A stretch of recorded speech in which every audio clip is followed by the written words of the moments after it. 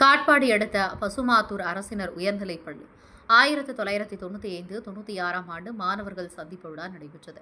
வேலூர் மாவட்டம் காட்பாடி அடுத்த பசுமாத்தூர் அரசினர் உயர்நிலைப்பள்ளி 1995-96 ஆண்டு முன்னாள் மாணவர்கள் சந்திப்பு விழா சிறப்பாக நடைபெற்றது. பசுமாத்தூர் அரசு உயர்நிலைப்பள்ளியில் பயின்ற மாணவர்களின் சந்திப்பு விழா மிக சிறப்பாகவும் நிகழ்ச்சியாகவும் நடைபெற்றது. நீண்ட இடைவெளிக்கு பிறகு பள்ளி பருவ நண்பர்கள் ஒரே இடத்தில் சந்தித்தது அனைவரது மனத்திலும் நீங்காத நினைவுகளை ஏற்படுத்தியது. விழாவானது தமிழ்தாய் வாழ்த்துடன் இனிதே தொடங்கியது. விழாவின் தொகுப்புரையை நீலகண்டன் மற்றும் மோரீனா ஆகியோர் மிக சிறப்பாக மேற்கொண்டனர். இதனைத் தொடர்ந்து வி. செந்தில்குமார் அனைவரையும் அன்புடன் வரவேற்றனர். நிகழ்ச்சியின் ஒரு பகுதியாக காலமான அன்பு ஆசிரியர்களுக்கும் நம்முடன் பயின்று மறைந்த நண்பர்களுக்கும் மௌனஞ்சலி செலுத்தப்பட்டது. பிறகு மாணவர்கள் அனைவரும் தங்கள் பள்ளிக்கால நினைவுகளை பகிர்ந்து கொண்டனர். இந்த விழாவினை முன்னாள் மாணவர்கள் கி. ஆதவன், ஜே. சுகுமார், ஜோ. தாமரை, மோரினா, எம். நீலகண்டன், வ. செந்தில், வி. கணேசன், து. ஜெகன், மதன், ஜி. யோகநந்தன், எஸ். ஹரிகிருஷ்ணன், பு. தினதயாளன், ஏ. சதீஷ்குமார், ப. சவிதா, த. ரேகா, ஜெய. ரசித்ரா, தேவிகா, ஞா. கவிதா ஆகியோர் ஒருங்கிணைந்து மிக நேர்த்தியாக ஏற்பாடு செய்திருந்தனர். மேலும் பல்வேறு ஊர்களிலிருந்து வருகை தந்திருந்த சக நண்பர்கள் அனைவரும் ஒன்றாக இணைந்து விழாவை ஒரு குடும்ப விழாவாக மாறியது.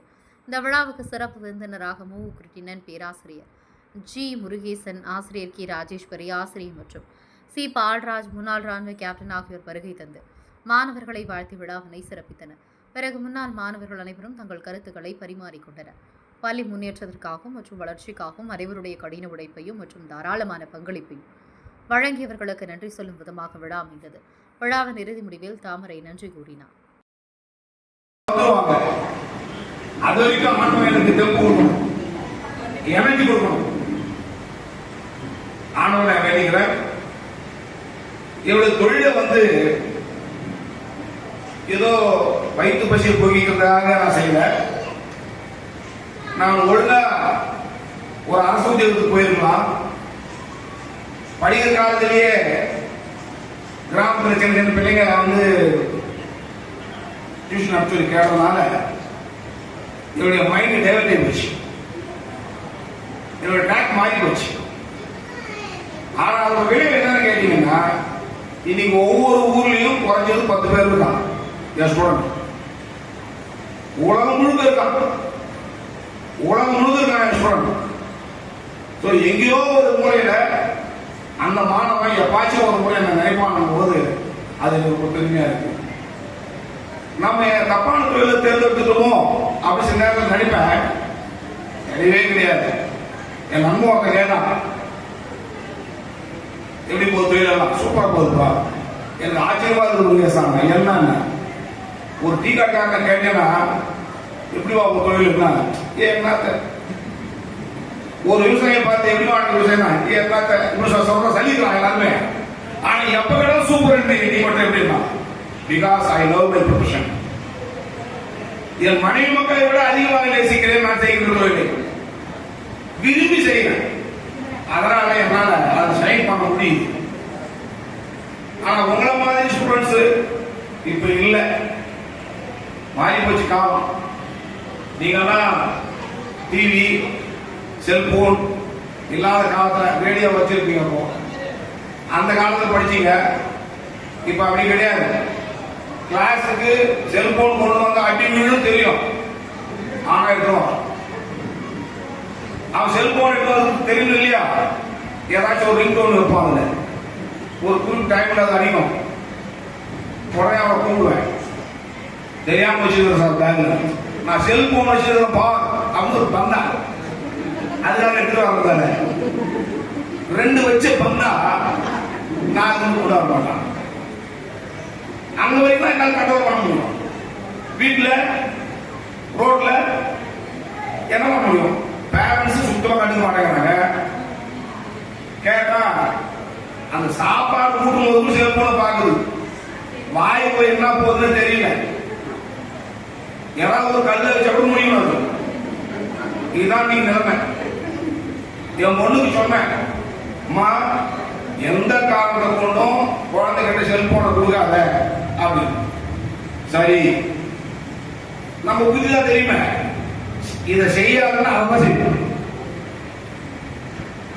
ஒரு 1000 ரூம் இருந்தது, அது ரூம் மட்டும் போவாதுன்னு சொன்ன அந்த பாட்டி, நான் வெளியே போய் வர வீட்டை பார்த்துட்டோம்னா எந்த ரூமை பார்க்காதுன்னா அழகாக போய் தரணும் முதல்ல. இதுதான் மனித புத்தி. என் பொண்ணுக்கு சொன்னேன், இந்த மாதிரி சொன்னேன். அவன் 2 வயசு ஆகும்போது பார்த்தா செல்போன் வச்சு பார்த்தான். டேய் நான் சொன்னேனே, நான் இல்லை டேடி, அந்த பசங்க சித்தி பசங்க வந்தாங்கல்ல, அவன் கற்று கொடுத்துட்டு போயிட்டாங்க. செல்போனோட அழிந்தது. போன் பண்ண தாத்தா பேசுறாங்க, போனை கொடுத்தா தாத்தா பாய், அவ்வளோதான். தாத்தா பாய் என்ன பேசுறோம், பாய் கொடுத்து இப்படி கெட்டு வச்சிருக்க செல்போன். அதனால இப்ப இருக்கிற பெண்களை எங்களால் கண்ட்ரோல் பண்ண முடியல, நான் ஒத்துக்கிறேன். இருந்தாலும் சாம பேர தான தண்டம் இருக்குல்ல, அதை பிரயோகப்படுத்தி ஓரளவுக்கு கண்ட்ரோல் பண்ண முடியுது உள்ள வரைக்கும் எங்க காம்பவுண்டுக்குள்ள. எனவே நீங்களாவது அடுத்து உங்க பேர பிள்ளைங்கள அந்த மாதிரி பழகா பார்க்க. இன்னும் என்ன மாறுமா இருக்குல்ல. இப்ப இந்த கண்டிஷன் நிற்கிறோம், ஏஐ வந்துச்சுப்போ எல்லாம் அப்பதான் பேசிக்கிறாங்க. இப்போதான் அதெல்லாம் என்னன்னு தெரியுதுல நான் போய் சேர்ந்துடும். அதனால வருகின்ற காலங்கள் விஞ்ஞான உலகமா போச்சு. குழந்தைங்களை பார்த்து வளர்த்துங்க, நல்லா படிக்க வைங்க. நீங்கெல்லாம் எப்படி ஏறக்குறைய பாதி கிராஸ் பண்ணிட்டீங்க. அடுத்த ஜெனரேஷன் கொஞ்சம் நல்லா வரணும். அதுக்காக நல்ல அறிவுரை சொல்லி நல்லா படிக்க வைங்க. சிக்கனத்தை சொல்லிக் கொடுங்க, பெரியவங்களுக்கு மரியாதை சொல்லிக் கொடுங்க, சேமிப்பாளர்கள் சொல்லிக் கொடுங்க. அதான் சிக்கனம் சொல்லிங்க. இதெல்லாம் எவ்வளவு நல்ல பழக்கத்தை சொல்லிக் கொடுக்க முடியுமோ சொல்லிக் கொடுங்க. 10 சொன்னா கேட்பானா. ஆக வாழ்க்கையில அடுத்து இப்போ 25, 26, 35, 36 மீண்டும் சேருங்க. 40 வருஷத்துல இது 30 வருஷம் இல்லையா? மீண்டும் ஆனந்த பார்த்தீங்கன்னா 40 வருஷம் மறுபடியும் இதே போல் சேருங்க. அது வரைக்கும் நான் இருக்கணும்னு ஆனந்த வேண்டுகிறேன். இந்த வாய்ப்பை கொடுத்த எல்லாருக்கும் வாழ்நாளில் மறக்க முடியாத ஒரு சந்தோஷம். வாழ்க்கையில இழக்கக்கூடாதான் இழந்துட்டேன், ஆனாலும் நிம்மதியாக இருக்கேன். ஏன்னா விதி வழி அது, அதை யாராலும் மாற்ற முடியாது. ஒரு நாள் போவார், ஒரு நாள் வருவார். போவது வருவதும் தெரியாது. அதனால நாம ஒரு நாளைக்கு போகிறோம். இருக்கிற வரைக்கும் யாருக்கும் பாரமா இல்லாம, யாரையும் ஏமாத்தாம நீங்களே வாழ்ந்துட்டு போயிடும். சந்தோஷம். நன்றி, வாழ்த்துக்கள், வணக்கம்.